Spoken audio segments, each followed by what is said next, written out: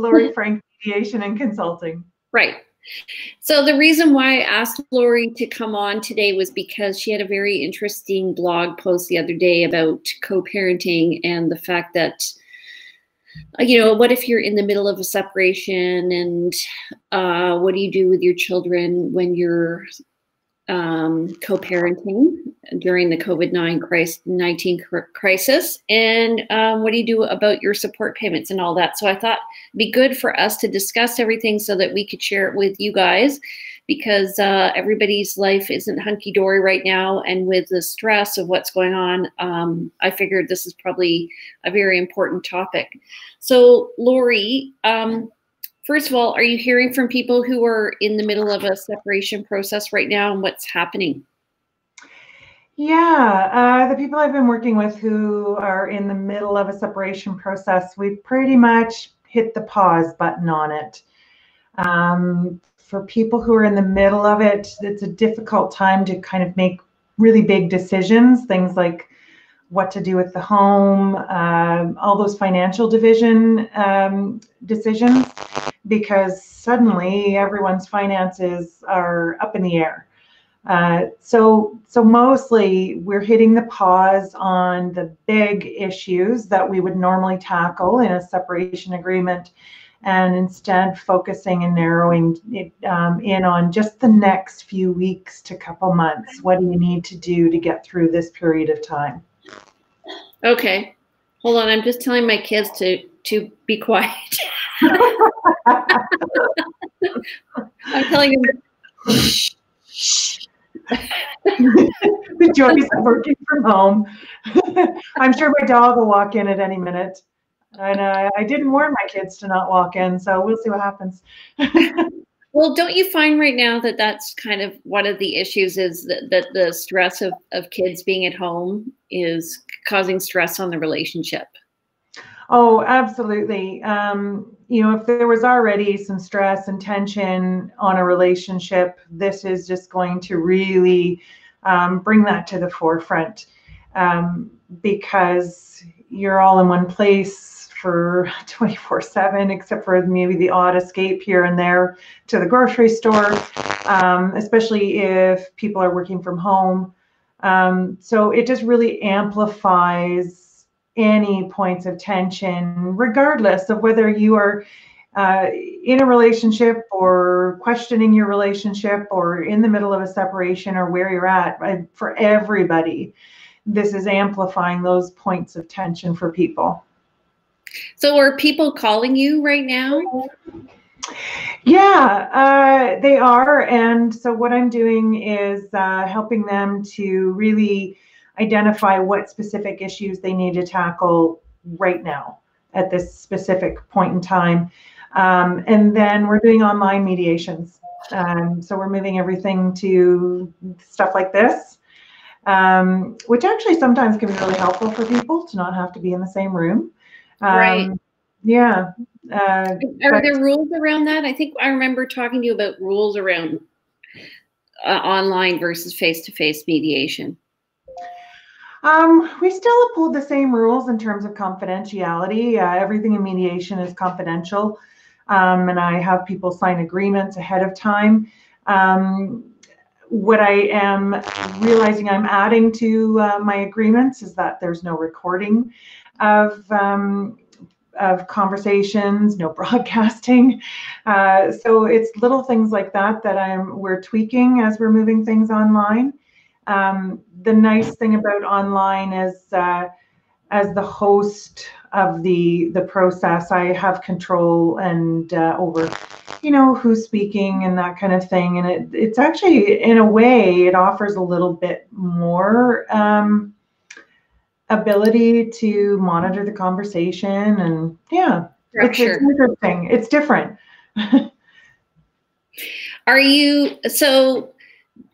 What if the separation agreement? So what are the components of a separation agreement, I guess, is the first question. Yeah.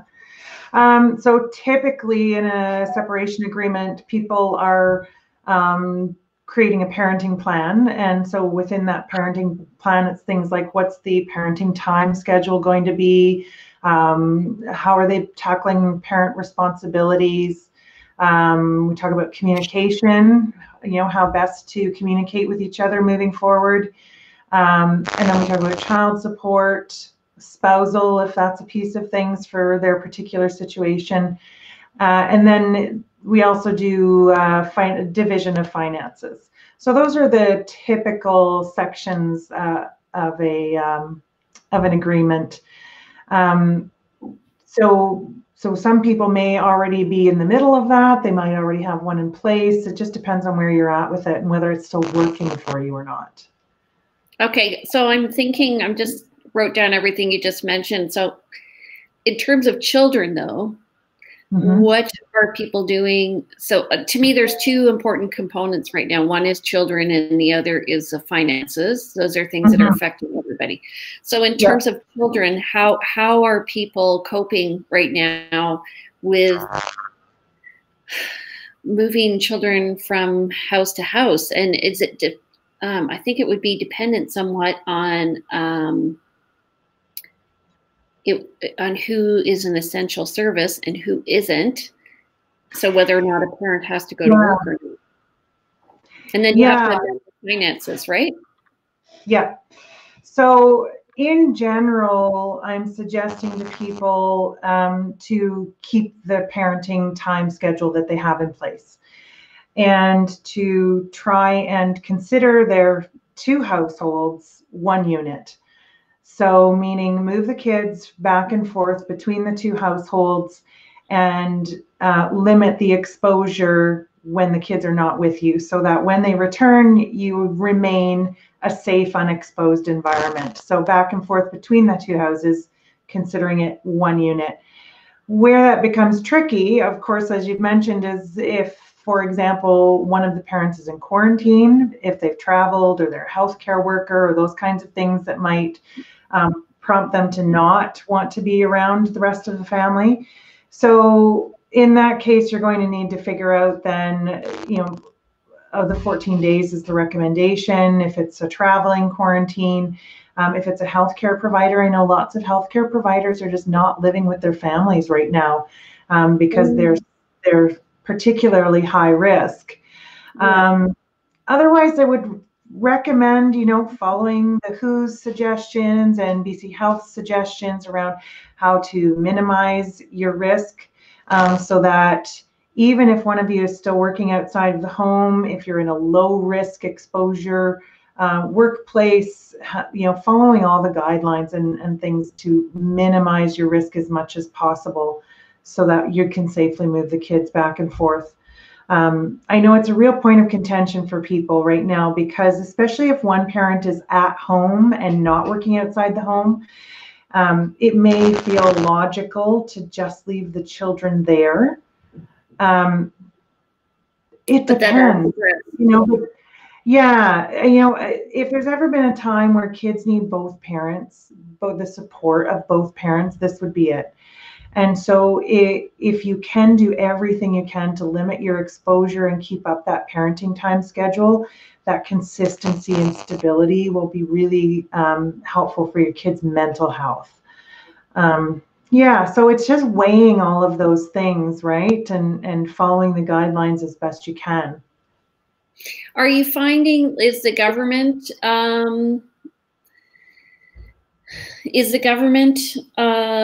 helping out at all financially with support?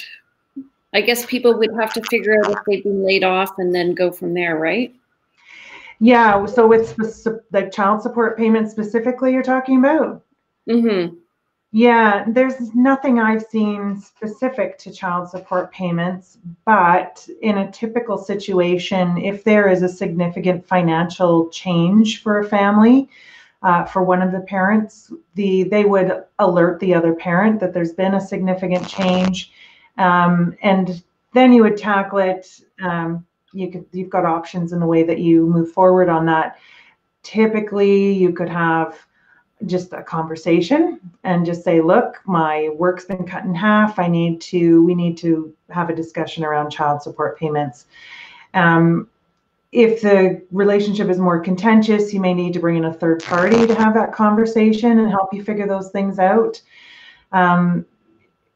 If we were not in the COVID situation, you could use court for this, but court is not available for these kinds of things at the moment.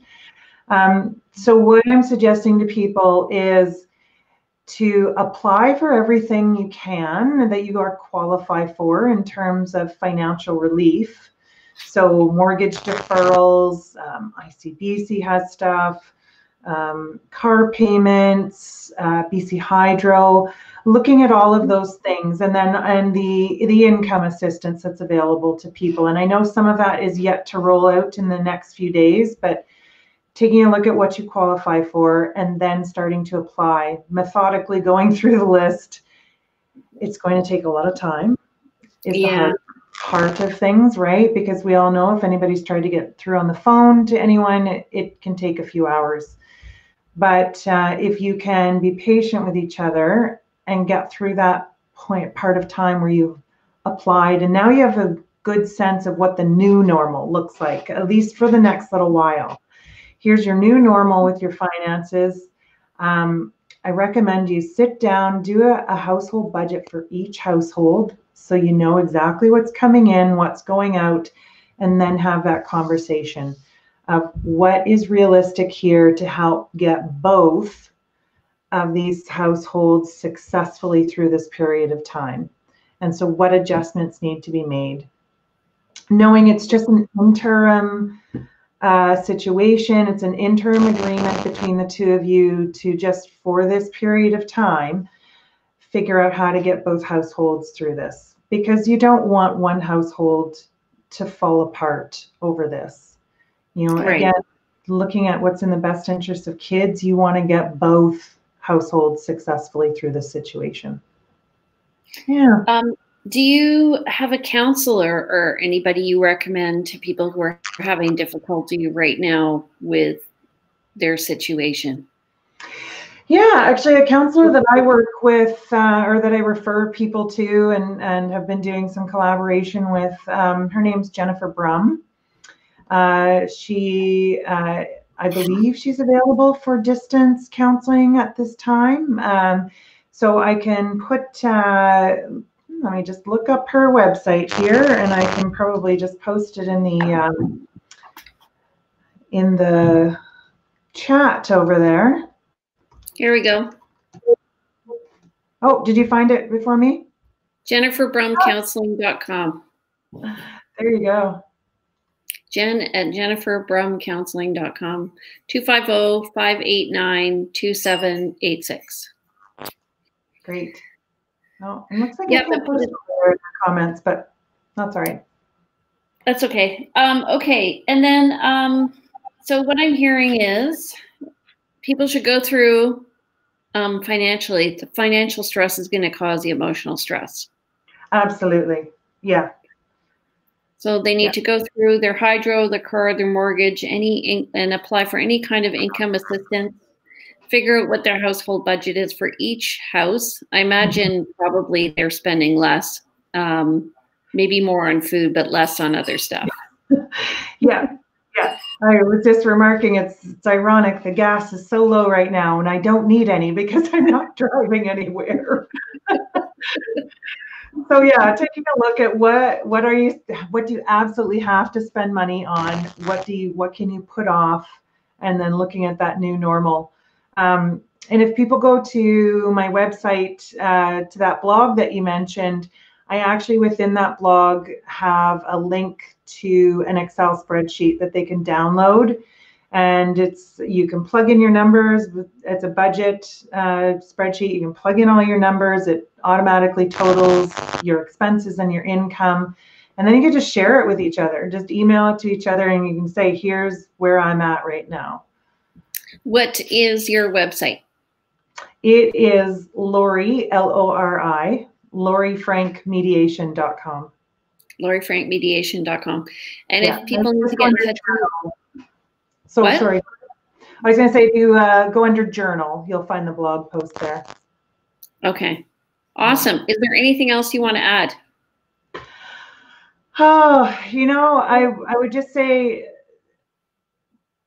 if people can just be patient with each other, which I know can be difficult on a good day if you are, are having tension in your relationship.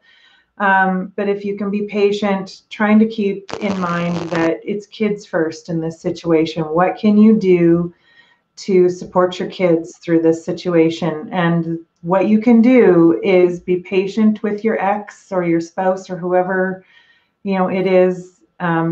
Be kind with each other, be generous, and just try to, at least for this short period of time, well, hopefully it's short, work together. And if you can't, reach out to people who can help you through it.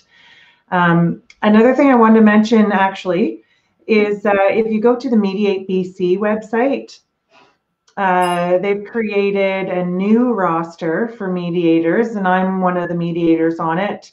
And it's called a low bono roster.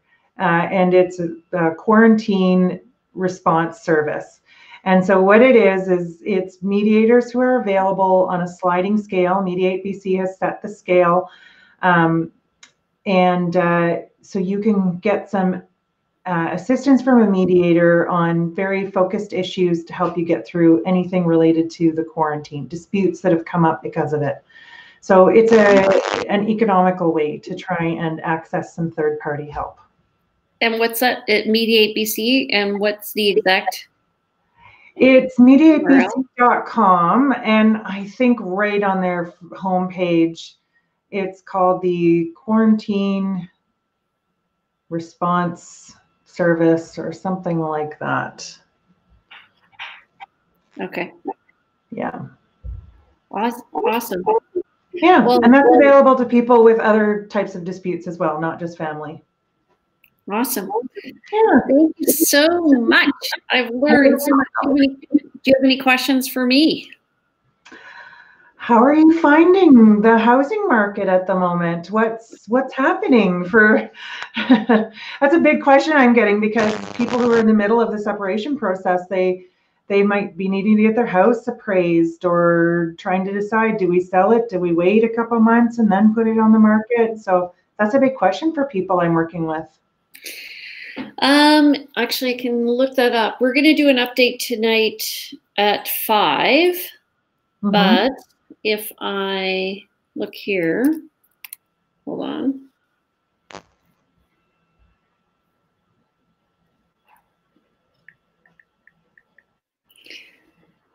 Thank God for technology. That's all I can say. Okay.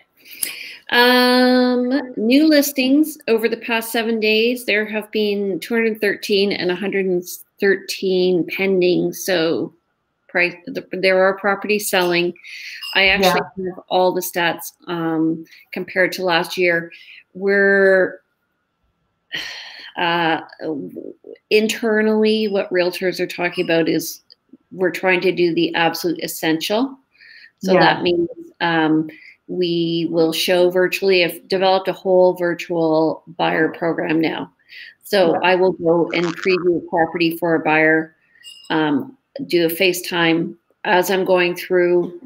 It's what that does is it limits people's exposure to each other. I sanitize before and after, and I don't touch anything. The sellers are asked to leave all doors, like to closets and stuff, open. And like, you have to touch. Right. So we don't have to touch. And like what I'm doing is just, honestly, I wear slip-on shoes. And it works well until the seller follows you around the house. So I've realized now to add to my checklist is I have to ask the listing realtor to get the seller to go for a walk. Right. But yeah, I mean, the other thing that came out today, I was talking to realtors across the globe, literally UK, Singapore, some places in Central America, China. Yeah. Where they're looking at is two things. One is people are looking at buying a house elsewhere in the world in case something happens in their home country so they can move. Interesting. Wow. And secondly, what I derive from that also is people are looking at moving from high density population areas to low density to separate themselves. Right. And you thought I was crazy when I moved to the Highlands. Who's laughing now? No.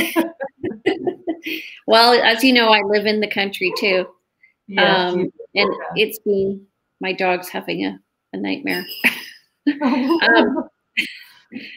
It's been interesting. We've, as a community, in my community, I've really worked hard to develop an emergency awareness around a pod, creating a pod here, in which we've been talking about for probably 9 months. And because my mom passed away, I wasn't able to do anything before, but now, yeah. So now that's coming together, and we've got over 50 people in the area. So, yeah, we did our group honk last night at 7 o'clock, honk for healthcare. Yeah, that's cool. Yeah, it's good. And we're just hanging around with our kids, and, you know, I'm actually very busy. But today I went through, business-wise, I went through everything in my business to figure out all the systems that we have in place and just revise and refine everything so that when we go back, it's going to be all ready to go. Yeah, you'll be off to the races. Yeah, that's awesome. Yeah. So, all right. So, yeah, if you want to tune in at 5, we're going to be doing our market update. We're going to be talking to Laurel Dietz, actually. And yeah, and so another person who's involved in separation. She's a legal coach, as you know, for people who want to separate or divorce. So this is just, I think, a stressor right now, and I just wanted to help people deal with it. Yeah. Well, thanks. Okay. You're welcome. Thanks for coming. Appreciate you. All right. Thank you. Take care. See you later. Okay. Bye. Bye.